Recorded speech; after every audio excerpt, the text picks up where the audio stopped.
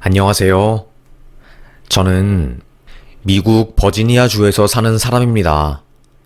미국에 있을 때 고향이 그리워 이따금씩 한국 사람들 사는 이야기 듣느라 이 사연 채널을 자주 이용하곤 했는데 이번에는 저의 이야기도 꼭 한번 말해보고 싶어서요. 저는 고아예요. 미국에 입양된 사람이지요. 어릴 때는 잘 기억이 나지 않지만 저에게는 형이 한 명 있었습니다. 쌍둥이 형이었지요. 아주 어릴 때는 엄마랑 형과 함께 살았던 기억이 있어요. 왜 엄마가 저희를 고아원에 버린지는 모르겠지만 하여튼 어느 순간부터 저와 형은 고아원에서 살게 되었지요. 엄청 어릴 때라서 자세히는 기억이 나지 않지만 저는 형과는 다르게 왜소한 체격이었답니다. 그곳은 강한 자는 살아남고 약한 자는 처절하게 밟히고 괴롭혀지는 사회였습니다. 급식을 먹으려고 줄을 서고 있으면 형들이 제 어깨를 팍 밀치면서 저를 쓰러뜨리거나 생긴 게 재수없다면서 얼굴을 때리고 갔지요. 저는 옷에 묻은 흙을 털어내느라 점심을 먹지 못하고 저녁 때까지 쫄쫄 굶는 날들이 한두 번이 아니었습니다. 그걸 알게 된 형이 저를 지켜주겠다며 항상 저와 같이 급식줄을 서주었고 그 이후로 저에 대한 괴롭힘이 줄었어요. 그런데 나중에 알고 보니 형이 저 대신에 맞고 다닌 거였지요. 니네 내 동생 괴롭힐 거면 차라리 나를 괴롭혀. 몸도 작고 약한 애를 괴롭히면 기분 좋니? 진짜 우리 그럼 너 괴롭힌다. 그래서 형의 등이나 몸 안쪽에는 항상 시퍼런 멍들이 가득했습니다. 철없고 그저 밥 먹는 것에만 혈안이 되어 있었던 저는 형이 저 대신해서 고생하는 것을 대수롭지 않게 생각하고 있었지요. 그렇게 지옥 같은 고아원 생활을 하고 있을 때 갑자기 원장님이 저를 부르더라고요. 종달아, 초콜릿이랑 맛있는 빵 마음껏 먹고 싶지 않니? 물어보더라고요. 네, 마음껏 먹고 싶어요. 천진난만하게 아무것도 모르는 저는 대답을 했습니다. 그때 저의 미국 입양이 결정된 거였어요. 그럼 형은 미국에 같이 안 가는 거예요? 저 형이랑 떨어지기 싫은데. 형은 미국 말고 더 좋은 캐나다로 가기로 했어. 그러니까 형 걱정은 하지 말고 우리 종달이 맛있는 거 먹을 생각해. 알겠지? 딱 한 달 뒤 저는 여권 심사를 하러 원장님 손을 잡고 국가기관을 왔다 갔다 했어요. 그렇게 저도 모르게 모든 것들이 착착 알아서 준비가 되어졌고 저는 비행기를 타고 미국으로 가게 되었습니다. 형은 저에게 거기 가서도 잘 살아야 해. 나중에 우리가 꼭 만나는 날이 올 거니까 그때까지 잘 살고 있어야 한다. 형도 어떻게든 잘 살 거니까. 막 울었어요. 그런데 저는 형이 왜 우는지 몰랐지요. 형이랑 내가 각각 미국이랑 캐나다에 가면 더 이상 고생 안 해도 되고 맛있는 것만 많이 먹으면서 살 수 있을 텐데 왜 그렇게 눈물을 흘리는지 이해가 안 되었습니다. 아직도 비행기 타고 미국에 갈 때가 생각나요. 어머, 너무 귀엽다. 저를 이뻐라하는 승무원분이 저의 옆자리에 앉아서 저와 함께 이야기를 하며 오순도순 긴 비행기를 오른 그 순간이요. 지금 생각해보면 승무원도 저를 불쌍하게 생각했던 것 같아요. 부모도 없이 미국으로 그 옛날 시대에 타지로 혼자 가는 게 쉬운 일은 아니니까요. 하여튼 그날 비행기에서 맛있는 것을 잔뜩 먹은 저는 한숨 푹 자고 미국에 도착했습니다. 코가 엄청 높고 머리가 하이한 백인 부부 2명이 저를 맞이해 주었어요. 그때 저도 모르게 눈물이 앙하고 터져버렸죠. 진짜 난 이제 혼자가 된 거구나 라는 것을 절절하게 느껴버렸답니다. 양부모님은 너무나도 친절하고 천사 같았어요. 영어를 못하는 저를 위해서 한인타운에 있는 미국 대학생을 고용해 저에게 영어를 알려줄 정도였으니까요. 그리고 한국인이었던 저의 정체성을 지켜주고 싶다며 한국 이름 박종달, 영어 이름 케빈 따로따로 지어주었습니다. 그래서 저는 대학생이 될 때까지도 한국말을 잊어버리지 않고 잘할 수 있었어요. 물론 미국 생활이 쉬운 건 아니었습니다. 지금이야 미국에 동양인이 많지만 그때만 해도 동양인이 많지 않았거든요.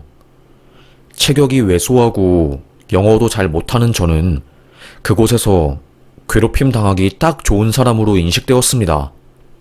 Fucking boy! 욕하면서 저를 손가락질하는 것은 기본이었고, 지하철을 타다가 이유도 없이 얻어맞아 눈썹뼈가 부러진 적도 있었습니다. 심지어는 고막이 터져서 인공고막을 달고 살기도 했어요. 양부모님이 제가 인종차별을 심하게 당하는 것을 알고 미식축구부터 시작해서 아이스하키 등등을 시켰습니다. 한인타운 안에 있는 태권도 학원을 다니면서 몸도 좋아졌고 점점 덩치도 커지고 건강해지니까 사람들이 더 이상 저를 괴롭히지 못하더라고요. 운동하는 것도 즐거워졌고 힘이 세지니까 남자애들 사이에서도 인정받고 공부도 곧잘하니 미국 생활이 점점 즐거웠습니다. 한국에 있을 때는 엄마가 우리 형제를 버렸다고 생각해서 부모님에 대한 원망이 굉장히 컸거든요. 고아원에서는 사는 게 힘드니까 정말 많은 사람들을 원망했고 미워했습니다. 양부모님들을 만난 이후로는 너무나도 제 인생이 행복해졌고 한국에서의 삶은 거의 생각이 안 났어요. 형이란 존재도 제 기억 속에서 잊혀져 갔고요. 대학을 버지니아주 국립대학에 입학한 후 동양인 최초로 장학금을 받아서 지역신문에 제가 나오기도 했고 IT 유망주로 세간의 스포트라이트를 받기도 했습니다. 아버지께서 미국에서 조금 유명한 기업을 운영하시는 회장님이었고 아버지의 선행 덕분에 저도 많은 기회가 생겼었어요. 미국은 한국과는 다르게 기업에서 공채라는 것이 없고 전부 다 네트워킹, 그러니까 인맥으로 연결이 되는 시스템이거든요. 누군가 나를 추천해주고 나는 추천을 받아야지 그들의 문화에 낄 수 있는 구조였습니다. 대학을 졸업한 이후로 정부 지원금과 많은 회사에서 투자금을 받아서 작은 IT 기업을 창업하게 되었어요. 부동산 관련한 앱을 만드는 회사였고 미래 전망을 인정받아서 승승장구하고 있었죠. 그러던 중에 삼성에서 미팅을 하자는 연락이 잡혔고 우연한 기회로 저는 한국에 가게 되었어요. 그게 제 인생을 바꾸어 놓았다고 해도 과언이 아니었죠. 회사에서 한국말을 할 줄 아는 직원과 함께 가게 되었습니다. 2주간의 출장이었고 빠듯한 일정이었어요. 종로와 을지로를 왔다 갔다 하면서 정말 많은 사람들을 만났습니다. 아무래도 미국에서 나름대로 성공을 한 뒤에 한국에 오니까 감회가 남다르더라고요. 그리고 만났던 기업인들에게 제가 한국 사람이었고 입양된 스토리가 있다고 하니 전부 다 엄청 놀라면서 저를 신기하게 보더라고요. 오히려 저를 더 좋게 보고 관심 있게 지켜보는 눈치였습니다. 하루 정도 시간이 비는 날이 있어서 직원들과 함께 서울역이라는 곳을 탐방하러 갔어요. 서울의 역사와 시간의 흐름을 한 번에 볼 수 있는 곳이라길래 냉큼 갔죠. 지금 생각해보니 아주 어릴 때 이곳을 한번 와봤던 것 같아.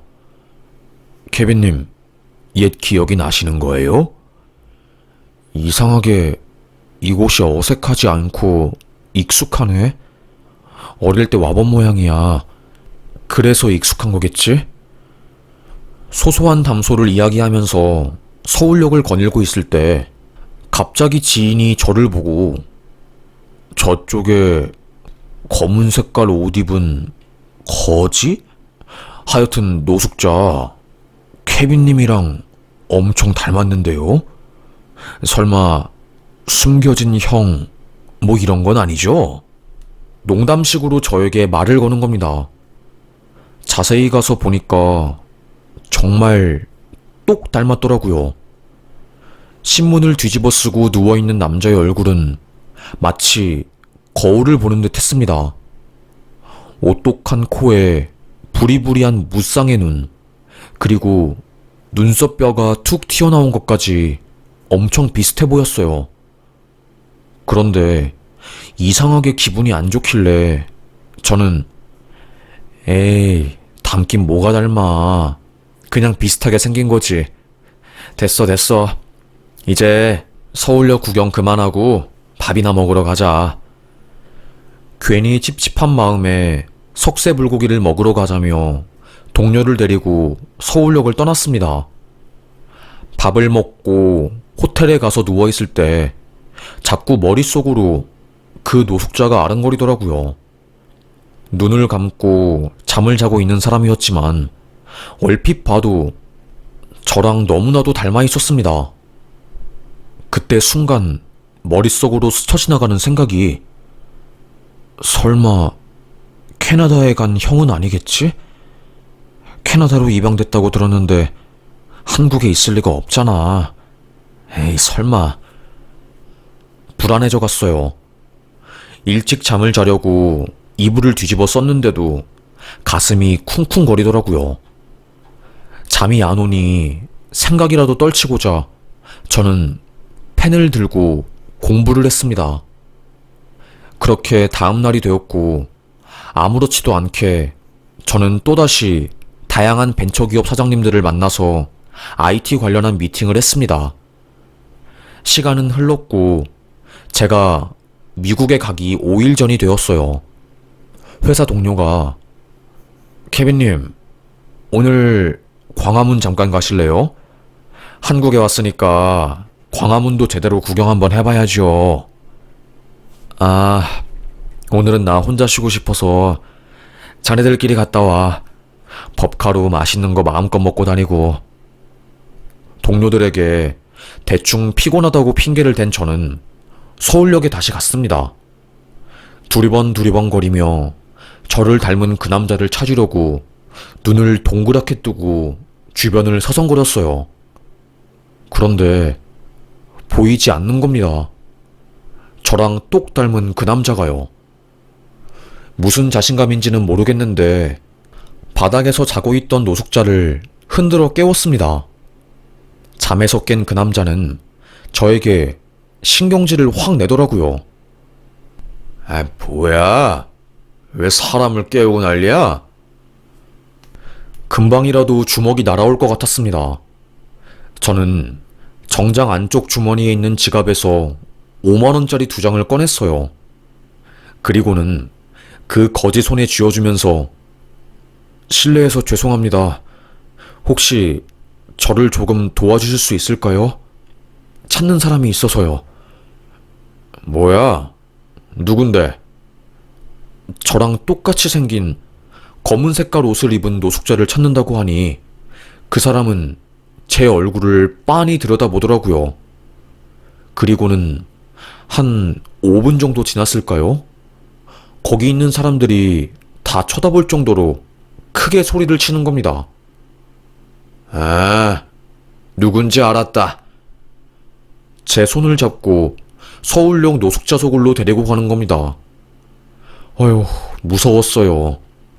사각 팬티에 위에는 양복에 넥타이를 입고 알 수 없는 패션 차림으로 무서운 분위기를 흘기는 사람들 사이에서 저만 멀쩡하게 양복을 입고 걸어가니 다들 쳐다보더라고요. 그 노숙자는 그 양반 어디 갔나? 왜 맨날 검은 색깔 티셔츠 입고 훤칠한 양반 있자녀. 라며 다른 노숙자에게 물어보더라고요. 아, 엊그저께 여기 사거리 앞에서 교통사고 나서 병원 갔잖아. 몰랐어?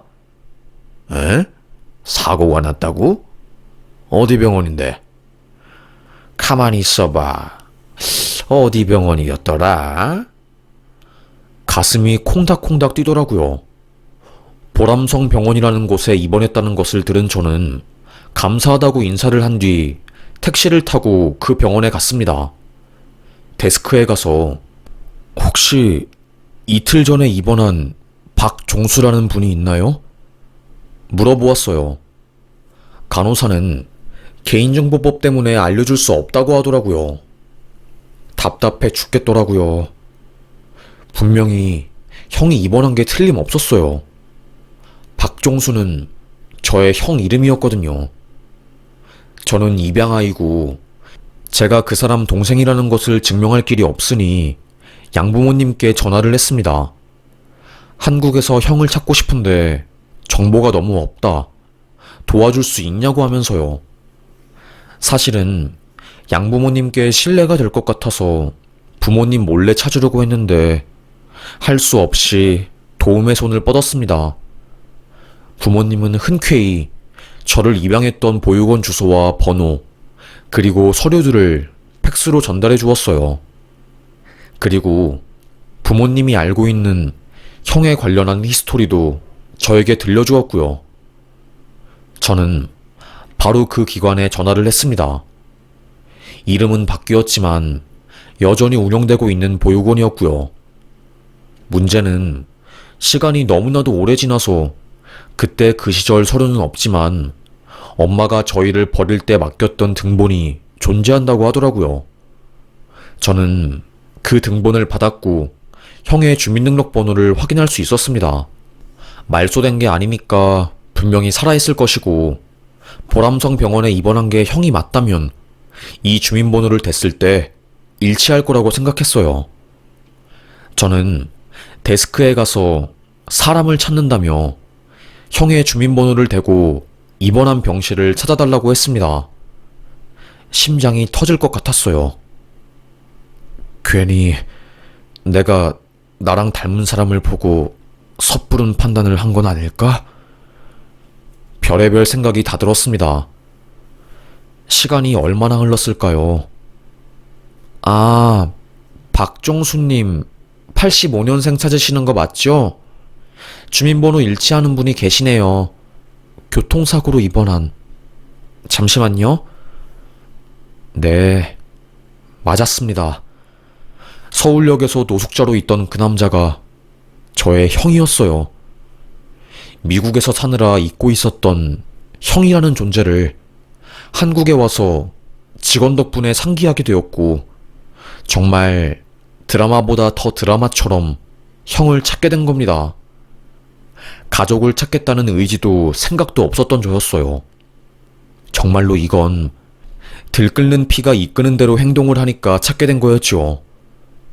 병실에 조심스럽게 올라간 저는 눈을 감고 치료를 받고 있는 형을 보게 되었습니다. 저도 모르게 눈물이 펑펑 났어요. 캐나다에서 그 누구보다 행복하게 잘 살고 있는 줄 알았던 형이 왜 서울역에서 노숙자가 된 것인지, 그리고 교통사고는 왜 당한 것인지 묻고 싶은 게 너무나 많았지만 몸이 안 좋은 형 앞에 갑자기 제가 나타나면 몸이 더 안 좋아질까봐 저는 뒤에서 몰래 눈물만 훔쳤습니다. 형, 나야. 얼른 눈 떠서 나랑 이야기해야지. 형, 어떻게 만났는데 꼭 건강해져서 태어난 다음에 나랑 못다한 이야기 하자. 저는 원무과에 찾아갔어요. 박종수 씨 이름 앞으로 나온 병원비는 제가 다 결제하겠습니다. 퇴원할 때 병원비 추가로 나오면 여기 이 신용카드 번호로 긁어주세요. 네? 혹시 박종수님이랑 관계가 어떻게 되세요? 동생입니다. 1,000만 원이 넘는 돈을 한 번에 긁었습니다. 이틀 뒤면 미국으로 다시 돌아가야 하는 제가 할 수 있는 최선의 노력이었지요. 반드시 형을 다시 보러 한국에 오겠다고 다짐하고 또 다짐한 저는 무거운 마음으로 미국행 비행기에 몸을 실었습니다. 그리고 제가 한국에서 겪었던 어메이징하고 서프라이즈한 사건들을 모두 가족들에게 말해주었어요. 양부모님은 저를 아무 말 없이 꼭 안아주더라고요. 네가 원하면 언제든지 한국에 가서 살아도 되고 가족을 찾으러 가도 된다면서요. 우리는 너를 하나의 독립된 개체로 인정하고 네가 행복하면 우리도 행복하다며 저를 위한 말씀을 해주시는데 저도 모르게 눈물이 펑펑 나는 겁니다. 양부모님은 저에게 정말 아낌없이 주시는 분들이었어요. 그분들 덕분에 제가 이렇게 미국이라는 낯선 땅에서 좋은 교육을 받고 행복하게 살 수 있었던 거니까요. 저는 엄마 아빠의 품에 안겨 펑펑 울었습니다. 고맙다는 말밖에 반복할 수 없었어요. 잊고 살았던 형에 대한 그리움, 그리고 날 버린 부모님을 찾아야겠다는 의지가 가슴속에서 뜨겁게 솟구쳐 올라 억제가 안 되었습니다. 회사 관련한 일을 정말 3주 내내 밤을 새워서 휘몰아치듯이 마무리했어요. 한국행 비행기를 끄는 저는 짐도 싸지 않고 정말로 맨몸으로 한국 땅을 다시 밟게 되었습니다. 처음에 내가 미국행 비행기를 탔을 때는 정말 어린 꼬마였는데 세월이 흘러 훌쩍 큰 어른이 되어 혼자서 비행기를 타니 기분이 싱숭생숭하더라고요. 승무원이 친절하게 저에게 말을 걸고 무엇을 먹고 싶냐고 물었을 때는 입양할 때 그 상황이 떠올라 눈물을 남몰래 훔치기도 했습니다. 12시간의 비행 끝에 한국에 도착한 저는 바로 형을 수소문했어요. 아, 박정수님 퇴원하셨습니다. 저희 병원에 더 이상 안 계셔요. 통원 치료만 받으러 일주일에 한 번 물리치료센터에 방문하시는 거 외에는 없네요. 병원 원무과 직원이 한 말에 충격을 받은 저였습니다. 당연히 형이 병원에 입원해 있을 줄 알았는데 퇴원했다는 이야기에 너무 놀랐죠. 다행히 저는 형의 주민번호를 알고 있는 상황이었고 동사무소에서 등본을 뗄 수 있었어요. 바로 형이 사는 주소가 나오더라고요.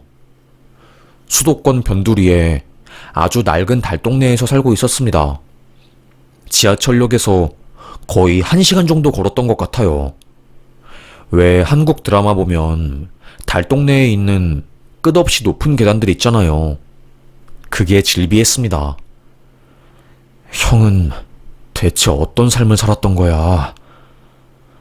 한참을 걸어 올라가니 파란 색깔 지붕이 보였고 제가 찾던 형의 집을 발견했어요. 너무나도 노후되고 조금이라도 손을 잘못 대면 으스러질 것 같은 아주 열악한 집이었습니다. 정말로 이곳에서 사람이 산다고? 말도 안 돼. 이 소리가 절로 나오는 집이었어요. 조심스럽게 문을 두드렸습니다. 인기척은 없었어요. 아무도 없는 듯 했습니다. 그래도 포기할 수 없으니 한없이 그 앞에 앉아서 기다렸습니다. 그때 옆집 할머니가 집에서 나오더라고요. 그 집에는 무슨 일로 찾아왔는겨? 네. 여기 사는 사람을 만나야 할 사정이 있어서요. 그게 할머니 한 명이랑 자식 한 명, 이렇게 2명이 있어 맹글어 살고 있는디야. 거기 할머니가 아파서 며칠 전에 병원에 갔다야. 그래서 그 자식도 그 병원에 있을 기라. 혹시 어느 병원인지 아시나요? 내가 우예 아노? 여기 초록마음 슈퍼 내려가면 그 아주마이는 알 수 있으니매. 그리로 가봐서 물어보매. 사투리를 질비하게 쓰시는 할머니의 조언에 따라 저는 달동네 밑에 있는 슈퍼에 가서 병원 주소를 물어보았습니다. 거기 슈퍼 할머니는 그 파란 지붕집 할마이 입원 안 했는데? 약 타러 잠깐 하루 입원한 거지. 오늘 퇴원하는 날이니까 여 앞에서 기다리고 있으면 올 거야.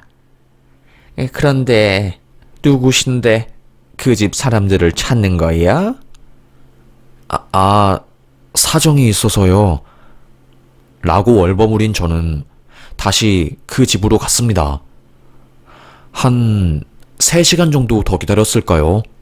저 멀리서 노인 한 분이랑 형이 오는 겁니다. 저를 보자마자 형은 눈시울이 붉어졌어요. 혹시 네가 종달이니? 형, 저희는 알 수 있었습니다. 서로를요. 집 앞에서 서로를 끌어안고 얼마나 울었는지 몰라요. 어떻게 내가 입원한 걸 알고 병원비를 다 내고 갔어. 퇴원했을 때 원무과에서 이야기 들었어. 서울에 잠깐 미팅하러 왔는데 나랑 똑 닮은 사람이 서울역에 있다는 거 듣고 그래서 내가 우리가 있었던 보육원의 수소문에서 형 등본 받아서 찾은 거야. 저는 형의 손을 잡고 그 집 안으로 들어갔습니다. 머리가 하얗게 된 한 노인은 집에 가자마자 이불을 뒤집어 쓰고 잠을 잤어요. 저는 조심스럽게 형, 누구셔? 이 녀석아, 우리 엄마야. 엄마라고. 치매 와서 나도 못 알아봐. 뭐? 엄마라고? 형은 알고 보니 한국에서 엄마를 찾아 함께 산 지 10년이 넘었던 거였어요. 어떻게 된 일이냐고 형은 캐나다에서 살고 있었던 거 아니냐고 물었습니다. 그때 형이 제가 몰랐던 비밀을 알려주더라고요. 넌 몰랐겠지만 원래 보육원에서 해외로 애들을 입양 보내면 지원금을 받았어. 그래서 너도 나도 갑작스럽게 해외로 입양된 거야. 너는 운이 좋아서 좋은 양부모님 밑에서 자랐지만 나는 캐나다에 가자마자 온갖 학대를 다 당했고 결국 이러다가 죽을 것 같아서 옆집으로 도망쳐서 신고했고 한국으로 내가 다시 돌아온 거야. 파양된 거지. 그 이후로 어떤 보육원에서도 날 받아주지 않았고 사연을 들은 스님이 절간에서 동자 스님들이랑 날 같이 키워줘서 20살 때까지 그곳에서 살았어. 형은 막노동을 전전하면서 돈을 벌었다고 합니다. 대학을 나온 것도 아니고 버팀목이 될 수 있는 부모가 있는 것도 아니었기 때문에 번듯한 직장에 취업하기란 하늘의 별 따기였던 거였죠. 힘들게 포크레인 기사 자격증을 따서 나름대로 큰 돈도 벌었지만 한 번의 결혼 실패로 모든 재산을 다 날려버리고 우울증에 극단적인 선택을 하려고 번개탄도 피웠다고 하더라고요. 죽음의 문턱까지 갔다가 기적적으로 살아났고 그 이후로 엄마를 찾아서 함께 살았다고 합니다. 저는 조심스럽게 형에게 형은 우리를 버린 엄마가 밉지 않아? 엄마가 우리를 지켜줬으면 우리가 이렇게 헤어질 일도 없고 고생할 일도 없잖아. 안 그래? 어떻게 엄마를 모시고 살 생각을 한 거야? 그래서 내가 지금 너한테 말해주려고 하는 거야. 네가 모르는 것들, 이야기들이 있다고. 한숨을 푹 쉰 형은 저를 데리고 작은 방으로 갔습니다. 엄마가 우리 버린 거 아니야. 딱 3년 있다가 애들 데리러 올 테니 기다려달라며 보육원 원장님한테 부탁한 건데 원장님이 약속 안 지키고 우리 외국에 보낸 거라고. 몰랐던 이야기였어요. 저는 그저 엄마가 사는 게 힘들어서 저희 형제를 매정하게 버린 줄 알았거든요. 그런데 알고 보니 그게 아니었던 겁니다. 아버지는 엄청난 술꾼이었고 틈만 나면 엄마를 때렸대요. 엄마의 얼굴은 1년 내내 퍼런 멍으로 물들어 있었고 참다 못한 엄마가 외갓댁으로 저희 형제를 데리고 도망간 거였답니다. 남편이 외갓댁까지 찾아와서 깽판을 부리니 부산에 있는 큰이모 집에 저희를 데리고 가서 이혼 소장을 날리고 이혼 과정에서 저희 형제를 아버지가 데리고 가려고 하니까 꽁꽁 숨긴 거였어요. 이혼 후에 엄마가 도저히 먹고 사는 게 감당이 안 될 정도로 경제적으로 힘들어지니까 결국에 저희를 보육원에 맡기고 3년간 일해서 돈 모으겠다고 한 거였죠. 저는 엄마가 저를 버린 줄 알았는데 그게 아니었던 겁니다. 뒤늦게 알게 된 진실에 하염없이 눈물이 흐르더라고요. 형은 저에게 이런 사정이 있었으니까 너도 더 이상 엄마를 미워하지 마. 나도 몰랐을 때는 엄마가 너무 밉고 원망스럽더라고. 그런데 엄마는 우리가 해외로 입양 간 걸 알고 엄청 슬퍼했대. 그리고 우리를 찾으려고 많이 노력했대. 이것 좀 봐봐. 형은 장롱 깊은 곳에서 먼지가 쾌쾌히 쌓인 앨범을 하나 꺼내왔어요. 이게 뭐야? 엄마가 어릴 때 모아둔 우리 사진이야. 앨범을 여니까 형과 제가 다정하게 어깨동무를 하면서 찍은 사진, 진달래를 따서 꿀 빨아먹는 사진 등등 추억이 가득한 옛날 옛적 순간들이 가득했던 겁니다. 엄마는 저희와의 추억을 간직하려고 틈틈이 아빠 몰래 사진을 찍은 거였고 인화를 해서 사진첩으로 만든 거였어요. 그만큼 자식들을 아끼고 소중히 대했던 겁니다. 그동안 쌓였던 오해가 풀리면서 저는 엄마가 있는 방으로 가서 펑펑 울었습니다. 자고 있던 엄마는 저의 울음소리에 부스스한 채로 일어나 놀란 표정을 지었어요. 엄마, 나 기억 안 나요? 나 종달이에요. 엄마, 내가 엄마 막내 아들이에요. 막내 아들이 미국에 가서 성공해서 한국에 온 거예요. 엄마. 하지만 치매에 걸린 엄마는 저를 알아보지 못했습니다. 다시 이불을 뒤집어 쓰고 잠에 든 엄마였어요. 형은 아무 말 없이 저의 어깨를 툭툭 두드려 주었죠. 형, 이제 나랑 살자. 나 한국에 들어와서 일할 거야. 여기 정말 너무 열악하다. 내가 빨리 부동산 계약해서 형이랑 엄마 모시고 살 수 있는 보금자리 알아볼 거니까 걱정하지 마, 형. 고마워. 기적적으로 만나게 된 가족들 덕분에 저는 빠르게 한국으로 터를 옮겼어요. 미국에 있는 저의 회사는 전문 경영인에게 맡기고 한국 지사를 제가 운영하게 되었습니다. 성수 근처에 집을 하나 마련해서 엄마와 형을 데리고 왔어요. 교통사고로 인해서 몸이 많이 망가진 형은 돈이 없어서 물리치료도 받지 않고 그냥 약으로 통증을 버티고 있었습니다. 형, 이제 돈 생각하지 말고 병원 다녀. 몸이 재산이야.